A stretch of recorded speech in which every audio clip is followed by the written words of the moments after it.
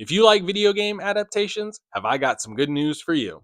Yesterday, Sony took to the stage for its keynote at CES 2025 and announced a slew of TV shows and movies inspired by PlayStation first-party studio games.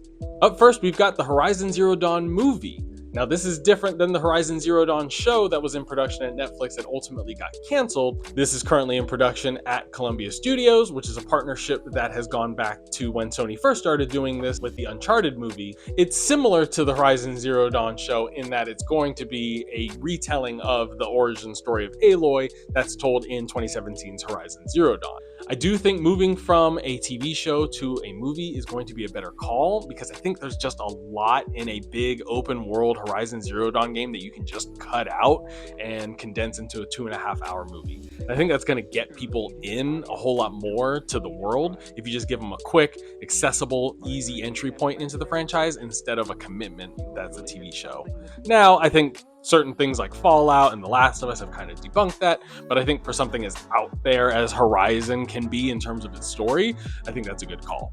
Up next, we've got Helldivers 2, which really shouldn't come as a surprise because it was PlayStation's biggest game in 2024. I am interested, however, because Helldivers 2 draws so much inspiration from Starship Troopers, which is already a cult classic movie. I'm doing my part.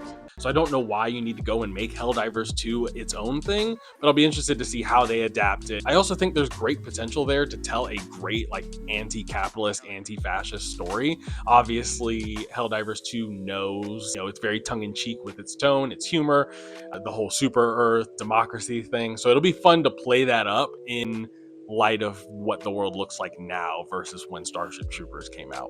The last announcement, which is the one I'm most excited for, is the Ghost of Tsushima anime. Once again, this is different from the Ghost of Tsushima movie that's in production that'll cover Jin Sakai's story as told in the original Ghost of Tsushima. The anime, however, will be based on the Ghost of Tsushima Legends multiplayer mode. And once again, this is something that I'm interested to see how they adapt, but we've seen before that other people can make interesting movies and TV shows based on multiplayer properties. This one's in production at Aniplex and it should be hitting Crunchyroll sometime in 2027, and needless to say, I'm very excited for this one. But it's pretty evident after this keynote that Sony is going all in on its strategy to adapt its video game properties into television, movies, anime, wherever it makes sense. Leave a comment if you're excited for any one of these, or if there's a property that Sony hasn't adapted yet that you're really itching to see on the big screen.